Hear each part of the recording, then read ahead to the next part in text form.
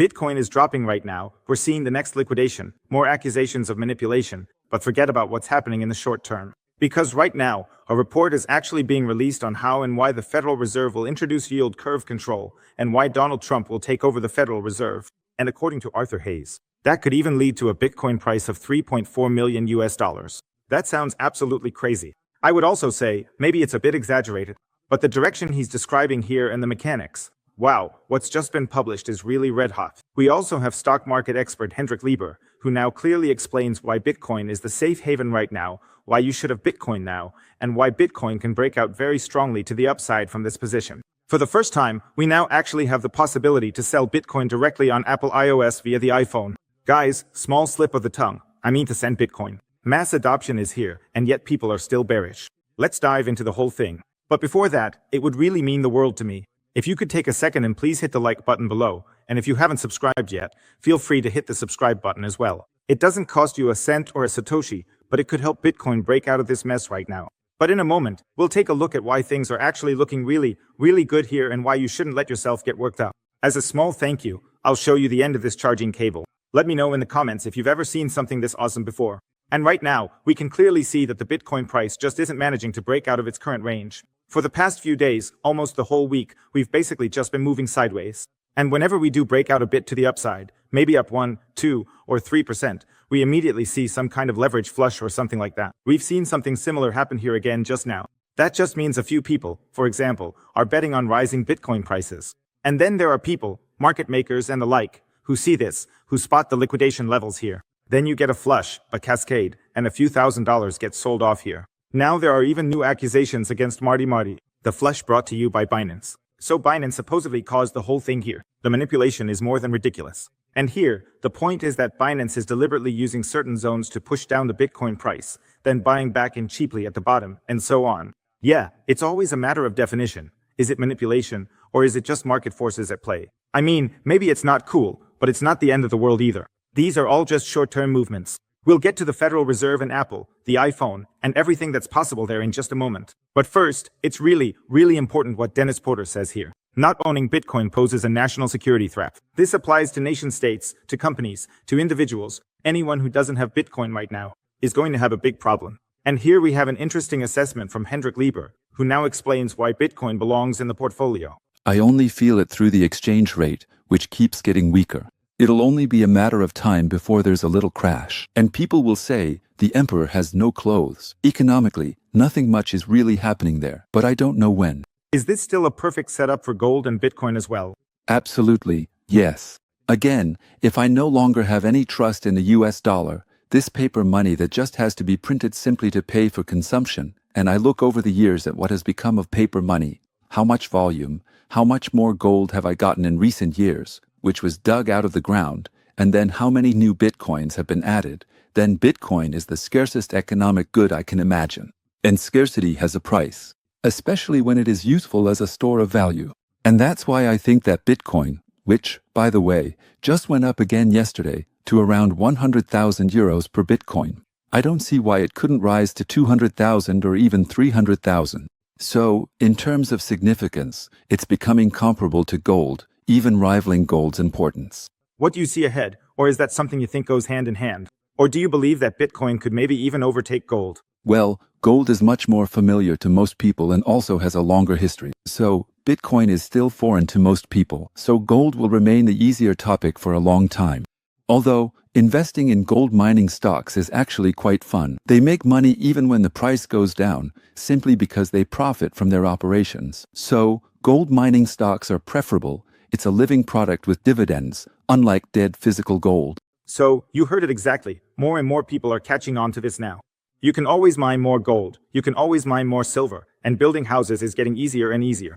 Other things are also becoming easier to access here. The only thing you can never make more of, no matter the technological progress, money, or time, is Bitcoin. Except for the Bitcoins that are already predefined, the maximum of 21 million, of which about 4 or 5 million are already lost. And over time, more will probably continue to be lost. Here and there, another Bitcoin will end up lost. And it's pretty wild that he also sees it reaching $200,000 or $300,000 here, but he still sees gold with a slight lead here. So, the idea that Bitcoin and gold probably won't switch places in the rankings, I see that a bit differently, because Bitcoin just fundamentally has better properties. But of course, I understand the argument about the track record and so on. You can definitely make that argument. But now, here comes the real bombshell. Check this out.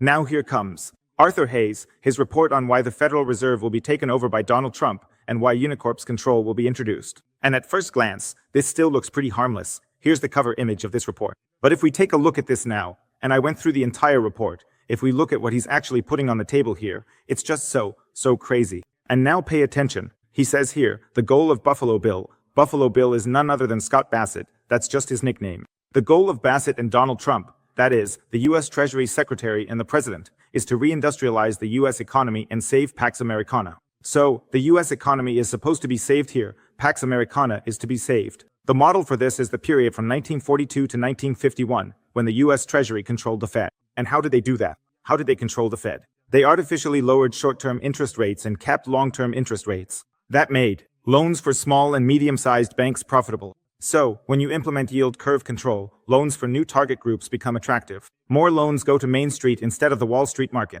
That's exactly what Scott Bessent already said. Wall Street needs to chill out for once. Now it's all about Main Street. The government can issue unlimited new government bonds at a lower cost. And now comes the Fed's takeover of power. Trump wants a majority on the Fed Board of Governors, basically the FBI.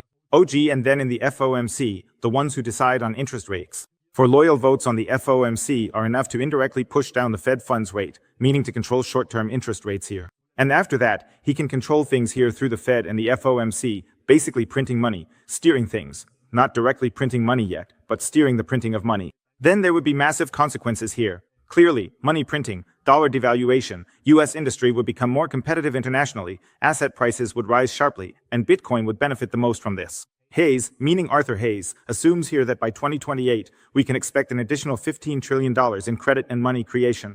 Compared to COVID, where he made such projections, theoretically Bitcoin could reach about 3.4 million US dollars. That's a really extreme bull case. It's probably not going to rise to 3.4 million, at least that's what I assume. But the direction things are heading is pretty clear here. Key takeaway, the direction is right. Bitcoin is the fastest horse. And what's interesting about the whole story is that this has actually happened before. And the precedent for this actually happened during World War II. Back then, the US government needed massive war loans. It's clear. How do you finance money? Through the printing press, as Professor Werner recently explained on. What was it again?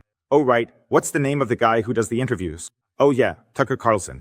That's where Richard Werner also said that central banks exist to finance wars. He exposed it. So, what happened during World War II? The Treasury Department forced the Fed to buy long-term government bonds, treasuries, and thus cap their interest rates. So it's clear, interest rates are being capped, because if there are no more buyers on the open market, what happens then? Then Papa Jones steps in, then the US Treasury steps in. Together with the Federal Reserve, together with Donald Trump, they just say, buy up everything you can. It's kind of modeled after Japan, but it's still a bit different. Short-term interest rates remain slightly higher, the yield curve was steeper, short maturities higher, long maturities artificially low. At the moment, we actually have more of an inverted yield curve. And during the war, the government had to finance its spending. Today, Buffalo Bill, that is, Scott Bassett, wants to mobilize US industry again, almost like in wartime. Only this time, it's for a war economy against China and Russia. So, according to Arthur Hayes, it's not a direct war here, but rather an economic war where you have to gear up, where you basically have to flood the markets with cash, with liquidity. And then gold will absolutely skyrocket, and Bitcoin will benefit even more. And now, just take a look at this. We really need to check this out right now. Now you can send Bitcoin directly via iPhone, and you can see it here in the background, right through iMessage. This works using the Macadamia wallet. The wallet was actually released by a German developer. Or, I'm not sure if he programmed it himself, but he's definitely involved. That means you can simply send Satoshis here. I still need to test it myself. I haven't tried it yet. Feel free to let me know in the comments if you've already tested it. I'm also not entirely sure if you're actually sending Bitcoin here or if it's Cashew. Or maybe it just works through Cashew, but probably it's kind of like when you send via. I'm not really an expert on this, but it's probably similar to sending over Lightning. So you just go through Cashew here and basically do it via. Nice. Here you can also see it's using a Xiaomi eCash protocol for Bitcoin and not directly over Bitcoin. But these are, of course, really awesome tools, really awesome options. And honestly, for the end user, it often doesn't matter whether it's Lightning, on-chain, or whatever, or eCash. The main thing is that it's cheap. I think eCash also has the advantage of being a bit more anonymous. But honestly, to my shame, I have to admit I haven't tried it yet. I always wanted to try it out, but somehow I just haven't managed to yet. Now would actually be a good time to give it a shot. Otherwise, I'd say, don't let yourself get too worked up about the prices right now. These are always entry opportunities, no doubt about it. But if you want to be well prepared here, I always recommend getting a hardware wallet. That's a really, really important topic. Don't be so naive and just leave your coins lying around on the exchanges. We've seen haze and other things happen. So always withdraw your coins, ideally to a TREZOR hardware wallet. Sometimes there's a link, code Bitcoin Hotel, where you can get 10% off a TREZOR hardware wallet. And if you're still looking for the best place to buy Bitcoin at a good price, I'll drop a link below for 21 Bitcoin. With Bitcoin and Teal, you can still save up to 20% on fees when buying Bitcoin. Until the 9th. Peace out.